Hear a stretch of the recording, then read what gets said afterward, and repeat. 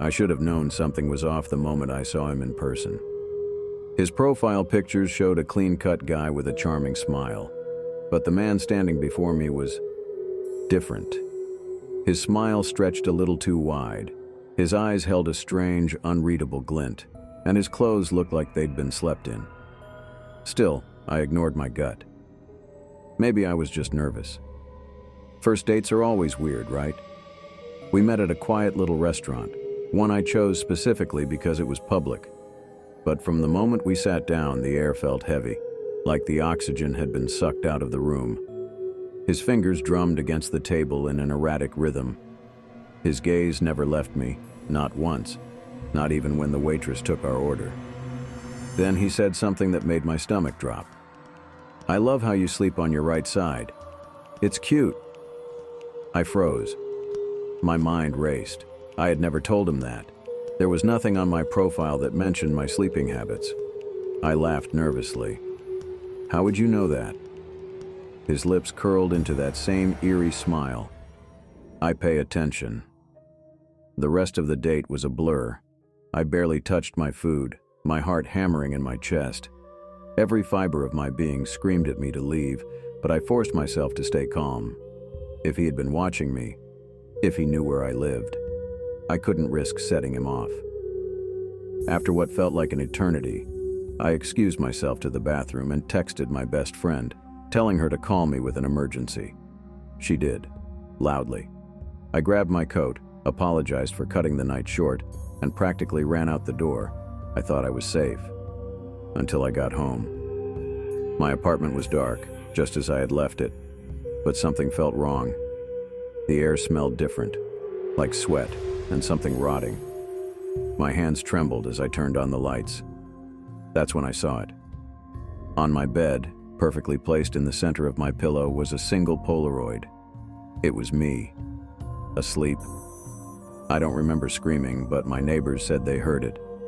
My voice, high-pitched, desperate, tearing through the silence of the night. The police arrived within minutes, their flashlights cutting through the darkness like knives. They searched my apartment from top to bottom, moving methodically through each room.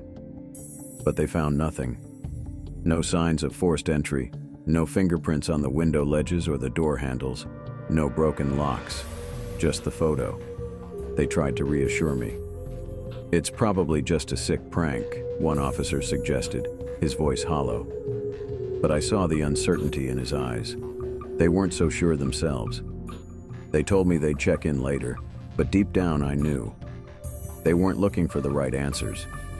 They were looking for something, anything, that would explain away what I had found. But there was no explanation. The worst part?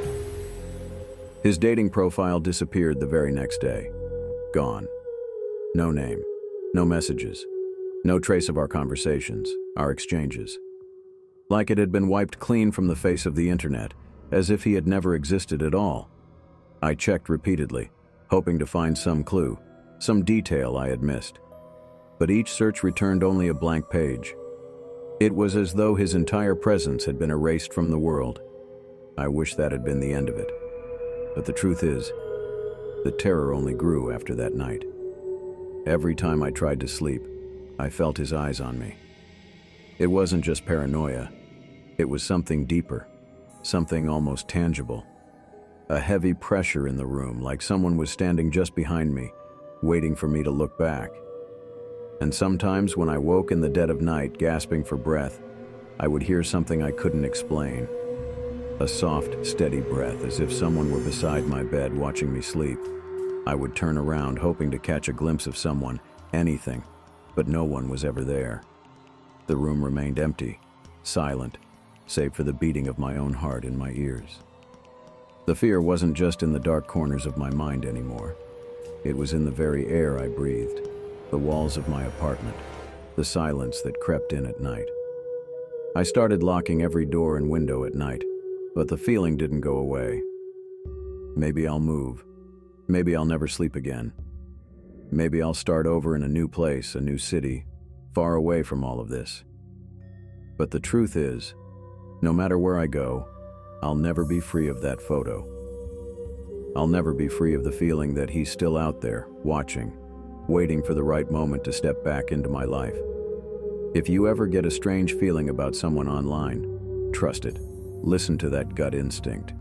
Because some nightmares don't stay behind a screen. Some of them follow you into the real world.